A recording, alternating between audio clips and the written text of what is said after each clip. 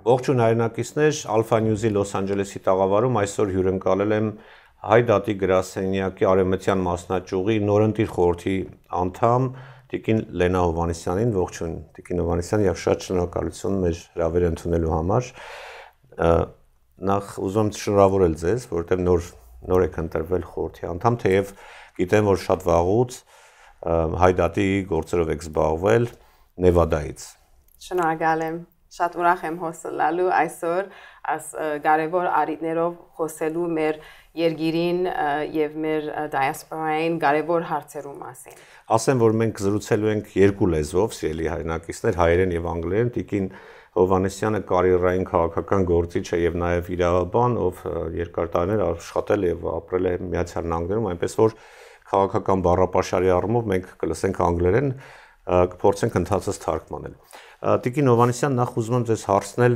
քանի որ, ինչպես ասացի, նորընտիր խորհուրդ է ձևավորվել Արեւմտյան Դատի Արեւմտյան գրասենյակում, դրանցից մեկն էլ դուք եք, արդյոք դա միայն անձնակազմի փոփոխություն է, personal, թե այն ենթադրում է նաև քաղաքականության փոփոխություն, մոտեցումների փոփոխություն, ANC, is it like just personal change or policies and approaches as well? Well, first of all, I want to say thank you to the prior ANCA board. They have done a tremendous job and dedicated many hours of their time to HITAD. So I do want to thank them, and also they laid the foundation. And so for us now as the new board, there are no major policy changes as far as American policy, Armenian American policy, and our regard for HITAD and how important it is for our community. There are certain things, values that are, immovable regardless of whoever is on the board of the Western region. What has changed with the Western region board is for example, somebody like me, it's become more representative of the region, the Western region, and being not only California, but also including Nevada. I am a Nevada resident. I have been for over 20 years, and Nevada now is a key swing state in the presidential elections, and with a growing Armenian population. We will talk about that. Yes. Տիկին Հովհաննիսյանն ասում է, որ այդպես ասած քաղաքականության փոփոխություն այդքան չի լինելու, հիմնականում ավելի շատ որպեսզի աշխարհագրությունը մեծացնեն, որ այս գրասենյակը ներկայացնի ոչ միայն Կալիֆոռնիան, այլ նաև ավելի մեծ տարածք, այդ թվում նաև Նևադան, որտեղից որ ինքը եկել է, բայց ես ուզում եմ հետեւյալ հարցը ձեզ տալ։ Մենք որպես լրագրող մենք նկատել ենք, այսպես ասած, խնդիրներ արևմտյան եւ արևելյան Դատի գրասենյակների միջեւ. There were like hard times between our Western and Eastern region ANC offices. Is it something like we can see it solved, or it's on the way to solve? Is there any issues, or we can consider it's gone? I have to say I have no personal involvement in any of those issues on a personal level, but as far as the organization, I believe that everything is a clean slate. And this is an opportunity to move forward with a new board. And being from Nevada, I have worked very closely both with the Eastern and Western region. Proudly, I've been able to maintain that equilibrium. Becoming a bridge. Yes, absolutely. And so that's something that we will continue with the new board, and to have sort of erase and heal from whatever has occurred and move forward in a way that really advances the very important policies that have to do with the existence of our homeland, and to keep HITAD above all, which is the most important thing for me and for all of us, as it should be. Yeah. Next question, I'm going to ask like the priorities. What are going to be the priorities for next few years for HIDAT, ANCA? I know it's Armenian cause, Armenian issues. Is it going to be the same, or you are going to change a little bit? Let's say, can you, with a few words, explain the directions you're going to work on? Absolutely. For a long time, the policy direction, and the cause was to get recognition of the Armenian genocide. That was accomplished by the Biden administration's recognition in 2021. That actually was the same year that I was able to pass an Armenian genocide and Holocaust education bill in the state of Nevada. So now it is mandated as state policy to teach the Armenian genocide. Proudly, I was able to accomplish that on behalf of the ANCA in Nevada. Now, as far as policies moving forward, there are a lot of negative things that have happened in our homeland, existential issues that have happened since the 2020 attack on Artsakh by Azerbaijan in collaboration with Turkey. Of course, the Artsakh genocide of 2023 after the blockade. And there have been very important issues that we have to deal with that are beyond just genocide recognition. But the tragedy is that the very same year that, and the same moment that President Biden fortunately recognized the Armenian genocide, within days he authorized aid, military aid, to Azerbaijan, which was by waiving Section 907 of the Freedom Support Act. And this is some of the federal legislation we're working on.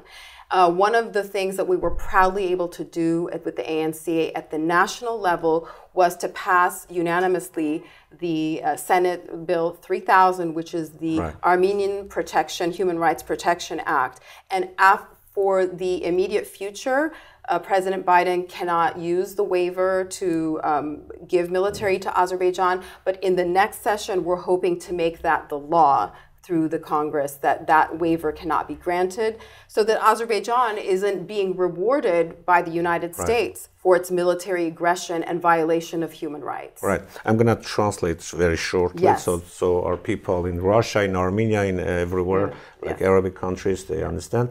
Տիկին Հովհաննիսյանը նախ ասաց, որ ուրեմն միշտ եղել է հայ դատի կենտրոնական խնդիրներից մեկ եղել է ցեղասպանության ճանաչումը եւ Բայդենի ադմինիստրացիան ճանաչեց, թվում էր թե հարցերը լուծված են, բայց այնուհետև եղավ պատերազմը, վերջին 44-օրյա պատերազմը եւ այդ ժամանակ հենց դրանից առաջ նույն Բայդենի ադմինիստրացիան ուրեմն ռազմական օգնություն ուղարկեց Ադրբեջանին, կարծես թե խրախուսելու, որպեսզի այդ պատերազմը լինի եւ հիմա մենք ունենք նաեւ այս խնդիրները, որի ուղղությամբ պետք է հայդատի գրասենյակը իր աշխատանքները տանի եւ հաջողություններից մեկն էլ ձեռքբերումներից մեկն էլ վերջերս մի քանի ամիս առաջ ուրեմն ընդունված բանաձևն էր, որով ուրեմն արգելում է ցանկացած Միացյալ Նահանգների կառավարության, որպեսզի ուրեմն շրջանցի 907 բանաձևը եւ օգնություն տրամադրի Ադրբեջանին սրա մասին։ Հիմա ուզում եմ հարցնել ձեզ.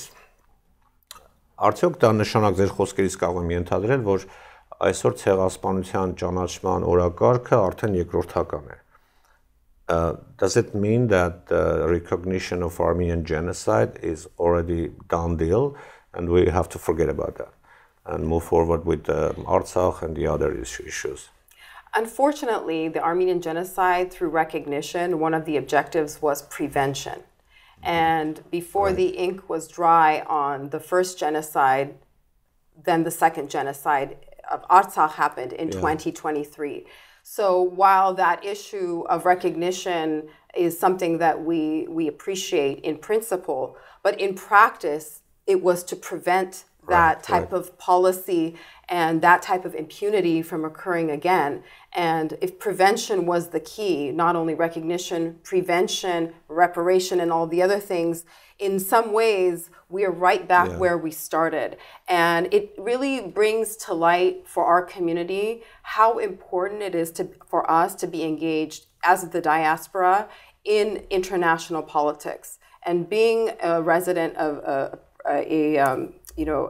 citizen of the United States, as an Armenian American, all of us, it's imperative upon all of us to be involved in some way, to have greater influence so that atrocities in Armenia are not repeated by Azerbaijan. Տիկին Հովհաննիսյանն ասում է, որ ցեղասպանության ճանաչման օրակարգի խնդիրը այն էր, որ պետք է կանխել հետագա նմանատիպ գործողությունները, այսինքն դատապարտել եւ այլն, որպեսզի հետագայում անհնար դառնալ նման ուրեմն ցեղասպանության իրականացումը, բայց անմիջապես դրանից հետո մենք տեսանք, որ երկրորդ ցեղասպանությունը տեղի ունեցավ Արցախի հայության նկատմամբ եւ այսօր մեր խնդիրն է նաեւ այդ ուղղությամբ աշխատել։ Հիմա ուզում եմ ձեզ հարցնել, Տիկին Հովհաննիսյան, Հայաստանի իշխանությունները կարծես թե դեմ չեն եւ երկրի ներսում քաղաքականություն են տանում այդ ցեղասպանության, մեր պատմական անցյալի եւ այլ ուրացման եւ Թուրքիայի հետ հաշտեցման գնալու մեղմ եմ ասում, սա ավելի կոպիտ բառով կարող եմ ասել, այսինքն եկեք մոռանանք թե ինչ է եղել Թուրքիայի հետ 100 տարի առաջ, եկեք ապրենք իրենց հետ հաշտ ու խաղաղ եւ այլն եւ այլն։ Ձեր կարծիքը կուզեի իմանալ այս մասին։ I was going to ask you about like politics that Armenian government is pushing forward right now. If we were short, we will say like, let's forget about what happened 100 years ago. Let's forget about the 1.5 million Armenians that have been killed, and we are now like about to work closely with Turkey, become like neighbors, and forget about everything, even our symbols, our culture, and everything. What's your take on this? Yes, I understand what you're saying as far as the constitutional changes in the preamble, the reference to Artsakh and to the Armenian genocide, as well as the coat of arms. They even tell the schools, don't write about Masis or Ararat, write about Aragats, because Ararat is not ours, it's Turkish. Right. So, while I have personal views about the importance of preservation of our culture as a diasporan, I cannot speak to the voting and the perspective of Armenians in Armenia. I think that vote and who they elect as their leader is their decision based upon their situation at the time. What I think is really critical is at this time is the security of the borders of Armenia. And I think that's should be one of the most important priorities, is securing the borders, especially now as it's being attacked and invaded by Azerbaijan. If 150 or more kilometers have been now invaded by Azerbaijan, and we're having soldiers being killed and attacked from within our borders, we have an existential crisis that has now gone from Artsakh now into our Armenian homeland.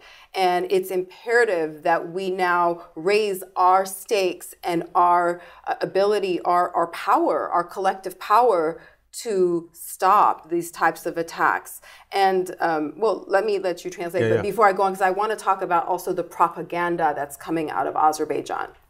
Yeah, so I'll be short. Yeah, of course. Տիկին Հովհաննիսյանը կարծում է, որ այնինչ այսօր Հայաստանի իշխանությունը անում է, դա Հայաստանի ներքին խնդիրն է, եւ եթե Հայաստանի ժողովուրդը դա է ուզում, ուրեմն այդպես Տիկին Հովհաննիսյանը կարծում է, որ ավելի կարեւոր է այսօր բարձրաձայնել Հայաստանի սահմանների անվտանգության հարցը, որովհետեւ մենք տեսնում ենք, որ Ադրբեջանը ներխուժել է Հայաստան տարածք եւ դուրս չի գալիս, եւ նաեւ Ադրբեջանը շատ ագրեսիվ propaganda քարոզչություն է իրականացնում հայության դեմ. Yes.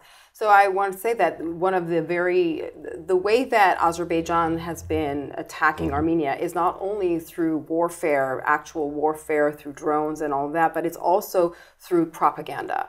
And it's an information war. When the Artsakh, the 2020 war on Artsakh started, and also later as they were invading Artsakh and the blockade was ensuing, one of the things they kept repeating was the territorial integrity of Azerbaijan. Right. We all know that Artsakh has always been an independent republic and part of Armenia, and whoever said that the value, and this is as an attorney saying that the right to self-determination of our people in Artsakh was not something that was way above some claim to territorial integrity, which everybody knows was granted illegally by Stalin. And so I think that whether they were making the claims to Artsakh or whether they're making claims to Yerevan now or any other villages in Armenia, that they make claims and lies which are based upon falsehood, the propaganda, and they spread it throughout the world. And it's important for us to fight the propaganda, and whether that's through social media, through all levels of media, that level of engagement falls upon us in the diaspora and of course the homeland. But the world didn't care about that, including the United States, right? That propaganda, they changed the history, they attacked, they committed second genocide, but the world kept silence. Would you explain this? including United States. Absolutely. And in fact, there was the Senate Foreign Relations Committee hearing and the UN Security Council meetings the days before the September 19th attack. And the United States, Yuri Kim, who was the State Department official, said, we will not countenance any ethnic cleansing or aggression and military action by Azerbaijan, and yet the US allowed it. And so this is where, as a community, we have to really raise our power. And whether that's voting power in swing states like Nevada, whether that's fundraising for elections in order to effectuate policy, this is how you make change in a country, is by becoming engaged through voting, financial power, and personal relationships. And that's one of the things I've been proud to do in Nevada on the state level, was to be able to build strong relationships with our members of Congress so they became responsive to us, and to be able to engage them and hold them accountable for the things that we care about as the 35,000 voters in the state of Nevada. We'll talk about Nevada. Yes. Let me, a short translation. Տիկին Հովհաննիսյանն ասաց, որ Պաստոն Ադրբեջանը շատ ագրեսիվ պրոպագանդա է ուրեմն վարում պատերազմից հետո եւ առաջ եւ միշտ է այդպես եղել, նաեւ փոխելու պատմությունը ճշմարտությունները խեղաթյուրելու ուղղությամբ, որ Արցախը իրենք խոսում են տարածքային ամբողջական վերականգնման մասին, բայց մենք շատ լավ գիտենք եւ բոլորը գիտեին, ովքեր որ հետաքրքրվել են, որ Արցախը երբեք չի եղել Ադրբեջանի կազմում, այլ եղել է կամ անկախ կամ Հայաստանի կազմում. Եվ այդ պրոպագանդայի նաև արդյունքը եղավ պատերազմը եւ ցեղասպանությունը. Ես հարցրեցի, բայց աշխարհը չնկատեց դա, այդ թվում նաև Միացյալ Նահանգները, կարծես թե լուր հետևեցին, թե ինչպես են հայերը ցեղասպանվում եւ տեղահանարվում, եւ Տիկին Հովհաննիսյանը կարծում է, որ այնց դրա համար էլ պետք է այսօր մենք հայերս Միացյալ Նահանգներում շատ ավելի միաբան լինենք եւ մեր մեսիջը ուղարկենք. Ես մի քիչ փոխված բառերով եմ ասում, համապատասխան քաղաքական օղակներին, որ մենք կարող ենք վճռորոշ դեր ունենալ, որ մենք չենք ընդունում այդ քաղաքականությունը, թեև Յուրի Քիմը ասաց, որ մենք թույլ չենք տա ռազմական ուրեմն միջամտություն, բայց մի քանի օր անց մենք տեսանք, որ հարձակում եղավ Արցախի բնակչության վրա եւ այնուհետեւ տեղահանվեց 120,000 հայություն. You wanted to continue? Yeah, about Nevada. Այո, եւ Տիկին Հովհաննիսյանը խոսում էր Նևադայում իր ղեկավարած կառույցի գործունեության մասին, որ այնտեղ մի շարք հաջողություններ ունեցել, նաեւ նախկին խոսքում ասացիք, որ դուք կարողացել եք նահանգային մակարդակով անցկացնել այդ օրենքը, the bill about genocide, right, in Nevada. Yes. Can you tell me about that more? One of the, beyond the federal issues that I've worked on with let's see, we got 2 members of Congress on the Armenian caucus, which was a big win for us. So now we have... How many members are there? There's 4, yeah. And we're working on another one, but we've got 2 on the Armenian caucus from the state of Nevada, Congresswoman Dina Titus and Susie Lee. And we're also, have good support from our senators as well. But on the state level, so, I like to work, of course, we as ANC on state, on the local, state, and federal level. At the state level, after the 2020 war, I was really struck by, feeling not empowered as a community, and feeling that we had to do more. And it was the time that my children were in high school. And they asked me why they don't teach the Armenian genocide in our high schools. They asked me, and the war had just happened. We had all this tragedy and the loss of all these young soldiers who were 18, 19 years old. And as a way to empower myself, my children, and our community, I thought that it would be very important to spearhead an Armenian genocide and Holocaust education bill. And took it upon myself to co-draft, to lobby for, and to pass a bill with very specific inclusion of the Armenian genocide as must be taught, mandated schools in the Nevada public high schools, as well as there was a second part of the bill which had a committee, a governor's subcommittee, and on that subcommittee we are required to have an Armenian representative.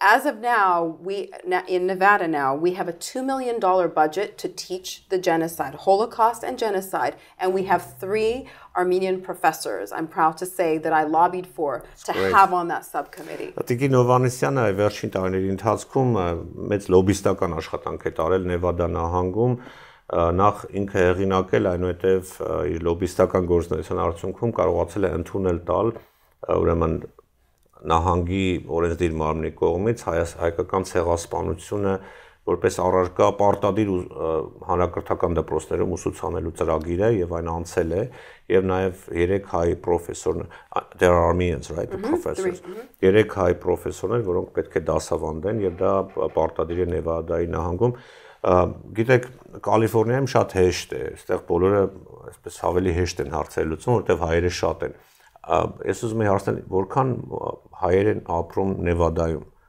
How many Armenians? Like approximately? 35,000 or more. 35,000. Yes, or more. And that, we count it as 35,000 votes actually, but it's many more Armenians that are moving there every day because of the issues in California or for other immigration issues. But there is a growing population. And if you go to any of our churches on Easter Sunday or Palm Sunday, there's thousands of Armenians there. So we're a growing community. And more people are coming to Nevada, as far as I understand. Yes.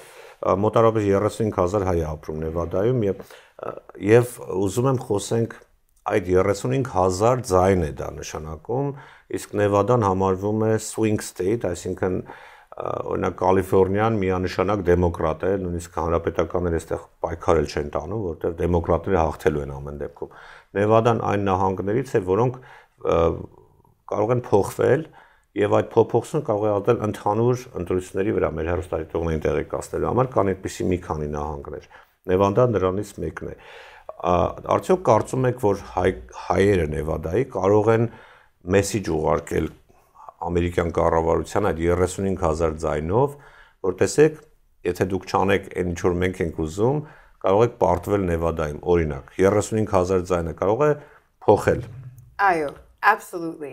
Absolutely. Հիմա Georgia-ի նահանգի մեջ President Trump-ը առաջվա election-ի մեջ 12,000 vote-ով գործընծուց այդ նահանգը։ Ուրեմն ամեն մեկ նահանգ, որ it's a swing state, որ there's 6 հատ կան նահանգներ, որ գարնան կամ Democrat կամ Republican candidate-ի երթան փոխվել presidential։ Ուրեմն Nevada-ն կարևոր այդ նահանգները մեկն է, որ եւ առաջվա election-ի ադեն 2020-ի ադեն այն ադեն 3%-ն բագաս President Biden-ը շահեցավ Nevada-ի նահանգը։ Եվ ever since then հայերուն population-ը հիմա 35,000-ն ավելի vote-ով գրնա Nevada-ին մեջ շատ կարևոր influence ունենալ հայ։ So what's your message to the people living in Nevada, Armenian people? Ձեր խոսքը մեր հայրենակիցներին, ովքեր որ բնակվում են Nevada-ում, ում ընտրեն? Trump թե Biden? Well, I have to say that, this is about American policy. Whoever is in office, it doesn't matter from the Armenian cause perspective. It's about our community registering to vote. And so I will ask Nevada Armenians and also Armenians across the United States, please register to vote. Our vote counts. And in the swing states where 35,000 votes can lose an election, make or break an election for a presidential candidate. And that's the type of communication that I do personally into the campaign myself through the Biden administration. And I try to have those relationships where that information is communicated directly to the campaign as an election issue.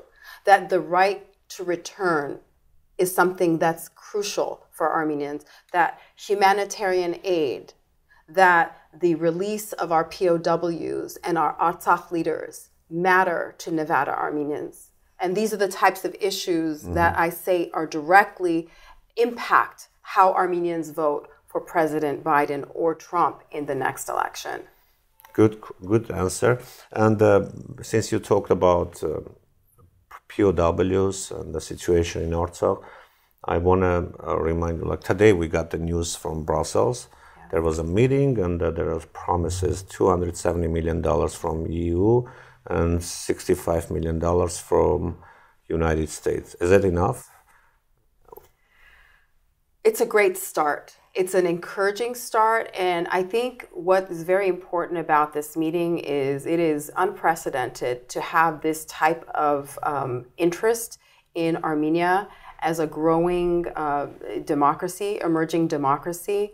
And if you look at the considerations of what they were discussing, had to do with humanitarian aid, had to do with the security and sovereignty of Armenia, as well as infrastructure, democracy, and economic growth. These are really very critical issues for Armenia's ultimate survival. Yes. Խոսքը շարունակվեց այսպես, գիտեք, այսօր տեղի ունեցել Բրյուսելում տեղի ունեցել երրակողմ հանդիպում, որտեղ Եվրամիության կողմից խոստացան $260 միլիոն օգնություն Հայաստանին եւ $65 միլիոն from Միացյալ Նահանգների կողմից։ Ես հարցեցի արդյոք դա բավարար է։ Տիկին Հովհաննիսյանը կարծում է, որ դա լավ սկիզբ է։ Հիմա ուզում եմ հարցը հետեւյալը տալ։ Որն է դրա գինը, այսինքն հենց այնպես փող չեն տալիս, չէ՞։ Ինչի դիմաց։ Ձեր կարծիքով մենք ասում են, որ տնտեսությանը օգնել եւ այլն, ես չեմ հավատում, որ ինչ որ մեկը ուզում է մեկին օգնել հենց այնպես, այսինքն ինչ որ եթե մի բան տալիս ես, մյուսը պիտի վերցնես։ Ինչ են ուզում վերցնել։ Չկա այդպիսի գին։ What's the cost of that money? Money is never given without strings attached, especially in politics. And so absolutely that's a concern. Obviously there were communications that were put on the outside publicly, and there were communications that are behind closed doors and having to do with the crossroads of peace that were promoted by Prime Minister Pashinyan. Don't you worry about making new enemies? Like being so close. I mean, it's good to have a relationship with everyone, right? But the direction Armenian government is going, in my opinion, is making enemies with Russia and with Iran. Yes. I mean, do you see that concern? Like, is there anything like you can tell us about this? Geopolitically, as we all know, Armenia is always in Armenia is being used for some other geopolitical reasons. Absolutely, it's a concern because Armenia is in a very precarious and dangerous position because of the huge amount of Russian historic influence, whether it's in the gas lines, infrastructure, trade. There's a lot of dependence on Russia, as well as military, which recently with the CSTO was becoming, Armenia was turning away from that treaty because Russia did not fulfill its obligations. As Armenia, that's what the government says. Yes, that's right. If we take that at face value. As Armenia is pivoting to the West, clearly is taking a very strong pivot to the West. One of the most important things that we need to guarantee for Armenia needs to demand, and we as Armenian Americans should demand as well, is for not only the economic and all of the other humanitarian aid, we should ask for military security. And I read a very interesting article by American Enterprise Institute.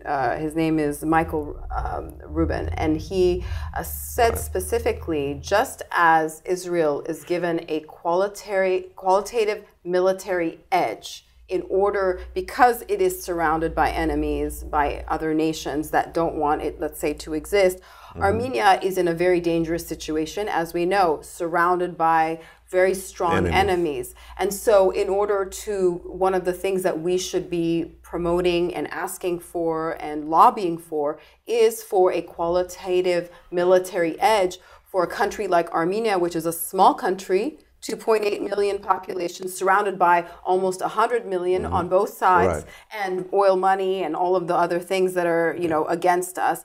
So in order to be able to survive and exist, we need a qualitative military edge, whether it's, in any type of military form, in order to preserve us. Which we don't see. Թարգմանեմ հետո խոսենք։ Ուրեմն Տիկին Հովհաննիսյանը կարծում է, որ բացի այդ գումարներից նաև պետք է հարց բարձրացնել, որ նույն Արևմուտքը, դա Եվրամիությունը եւ Միացյալ Նահանգները նաև ռազմական աջակցություն ցուցաբերեն Հայաստան, այսինքն անվտանգության հարցում կարճ ձևակերպումներ սա, ճիշտ այնպես ինչպես օրինակ Իսրայելի դեպքում է։ Բայց հիմա ես ուզում եմ հարցնել, նաև եղել են բացահայտ հայտարարություններ, որ օրինակ Արևմուտքը չի պատրաստվում զորք մտցնել այնտեղ։ Եվ ուզում եմ հարցնել, դուք կարծում եք, որ օրինակ նատոյական Թուրքիայի դեմ կարող է գալ, ասենք, ֆրանսիական բանակը կամ չգիտեմ, ամերիկյան բանակը, չէ՞ որ տարածաշրջանում Միացյալ Նահանգների,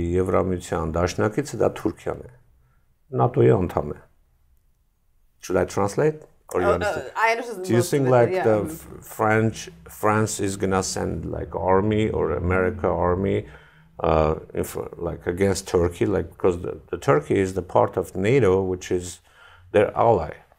So in that case, how do you like imagine like how Armenians could be saved or secured by NATO member other countries when their ally is there and supporting Azerbaijan? Right.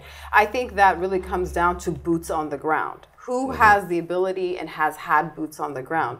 Clearly in the past, that's been Russia, who's had the boots on the ground from a military perspective.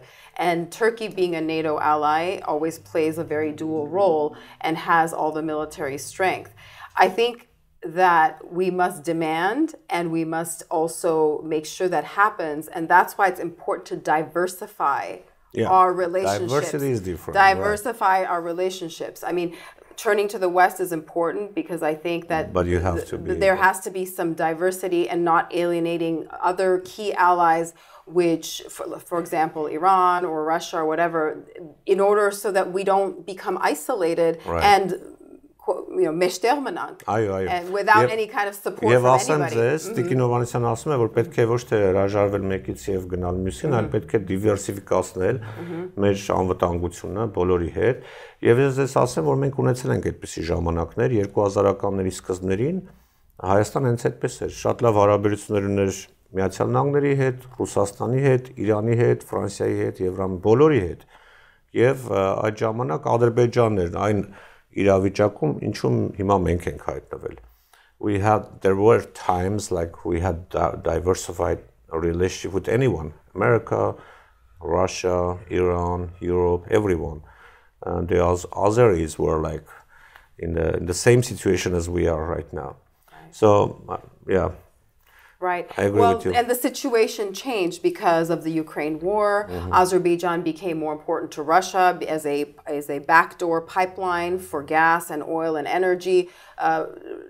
Turkey's role changed, and Turkey became a gatekeeper for Sweden and other people to accede into NATO. And so they demanded the F-16 jets from the US. Yeah, they know how to play those levers. But we're also intelligent.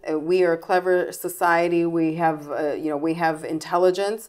We have to become more sophisticated, more powerful, and advanced in how we play the geopolitical games for our own existence. So I think harsh changes where you only go to one side without actual security guarantees is a dangerous game to play unless there are some guarantees there. And let me also say that security guarantees can come in many forms. They can come in the form of sanctions, and there are other ways to stop Azerbaijan or others from attacking Armenia. Severe sanctions can work.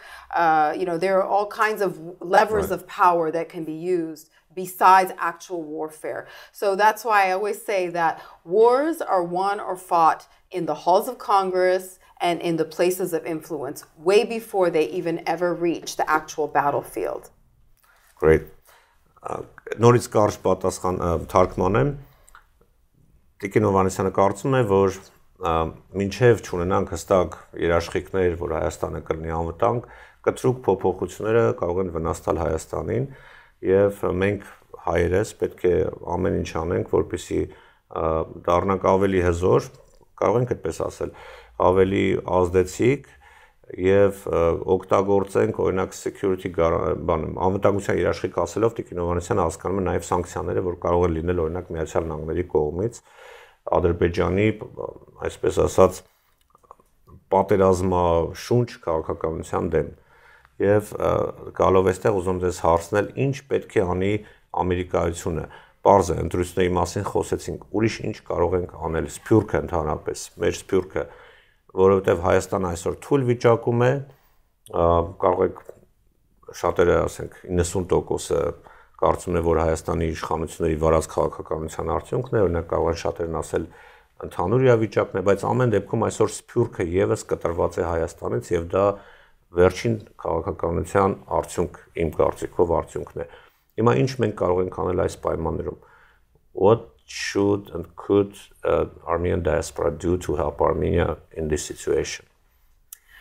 I think that we have more power and potential but we don't know power about that. that we are a small diaspora, but there are other communities which are small in the United States but have tremendous influence politically and are able to help their country. And if we don't have to reinvent the wheel, there are other examples. And if we understand our collective power, and it's not just voting power is people, one of the tools, but yeah.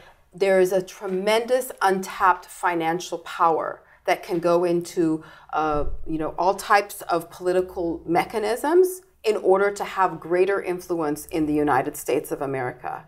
And in any country. And in any country, actually. And we have a lot of influence in France, for example. Right. And France has done a lot of good things as far as helping Armenia militarily, or beginning to do that, to have an embassy in Munich and other things. But I think in the United States, we don't quite yet understand our collective financial power, and that in order to be able to play in a way that we have influence, we have to become more sophisticated and more advanced and demand more from ourselves, from our leadership.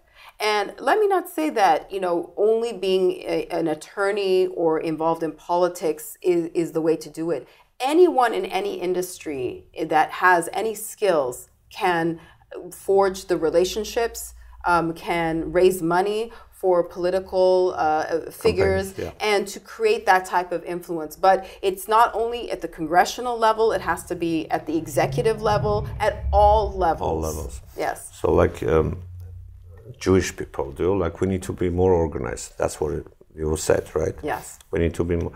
Մենք պետք է կարծում եմ Տիկին Հովհաննիսյանը պետք է ավելի կազմակերպված լինենք, ավելի կանոնավոր, ավելի ուրեմն մենք ունենք շատ մեծ ուժ, բայց պարզապես պետք է դա կանոնավորել եւ այդ ուժը ոչ միայն քվեարկելու ուժն է, այլ նաեւ ֆինանսական եւ յուրաքանչյուր ոք, անկախ նրա իրավաբան է, թե բանվոր է, թե բիզնեսմեն է, եթե մեր բոլոր հնարավորությունները համատեղենք, ապա մենք շատ ավելի մեծ ազդեցություն կունենանք մեր երկրների կառավարությունների վրա։ Դինի դա Միացյալ Նահանգները, թե ցանկացած այլ երկիր, ասենք Ֆրանսիան, որտեղ մենք տեսնում ենք հենց այդ հայ համայնքի ազդեցության շնորհիվ, որ այսօր Ֆրանսիան ավելի հայամետ դիրքորոշում ունի։ Շատ շնորհակալ եմ եւ վերջում գիտեմ ուզում եմ հարցնել ձեզ նաեւ ապրիլ ամիսը գիտեք ցեղասպանության նաեւ այստեղ Լոս Անջելեսը ամբողջ ամիսը հայկական կարելի ասել շրջանային ղեկավարության կողմից որպես հայկական ամիս է համարվում, քանի որ ապրիլի 24-ին մենք միշտ նշում ենք հայոց ցեղասպանության զոհերի հիշատակը, գիտեմ որ միջոցառումներ կան նաև ձեզ մոտ Նևադայում, խնդրում եմ կարճ ասեք ինչի մասին է, ինչ է լինելու։ In Nevada, as every year we commemorate the April 24th commemoration at Sunset Park, and I'll be the keynote speaker this year, as every year I'm involved. And I think one of the very important things is to talk about the tragic arc of genocide and how it happened 109 years ago and it's happening again. And that it's imperative upon us to be able to raise our voices politically, to combine our power on every front, financial, and to really call upon ourselves to work towards the higher purpose. So it's high tat. By the way, in California, we have Armenian political, elite, let's say, officials, like city mayors, California state senator. There is one guy, who wants to be elected in the Congress. Are there any in Nevada? I haven't heard about that. Not yet. Not yet, but it will be. Not yet, but it could be. Hopefully. Maybe one day. And we're ready to help. Yeah. But I think that's definitely, I think unless you're in the room where it happens, you don't know how the levers of power work. And I think not only for, the generations that are now, come to fruition or, my generation, but for the upcoming generation, right. I think, one of the important things is, for example, there are amazing internship programs that the ANC has both locally and in Washington, D.C. My daughter participated. I think for our youth to understand how the system works and to be involved and engaged is a great way to prepare the next generation while we're doing our work. That's a very important aspect of the ANCA, which I'm really proud to be part of as well. Շատ շնորհակալ եմ Տիկին Հովհաննիսյան հետաքրքիր զրույցի համար։ Հուսով եմ էլի կհանդիպենք։ Շատ շնորհակալություն ցեզի։ Շատ ուրախ եմ. Thank you. Սիրելի հայրենակիցներ, հիշեցնեմ, որ իմ զրուցակիցն էր Տիկին Լենա Հովհաննիսյանը, հայ դատի Արեւմտյան մասնաճյուղի նորընտիր խորհրդի նորընտիր անդամ։ Շնորհակալություն ուշադրության համար, կհանդիպենք առայժմ։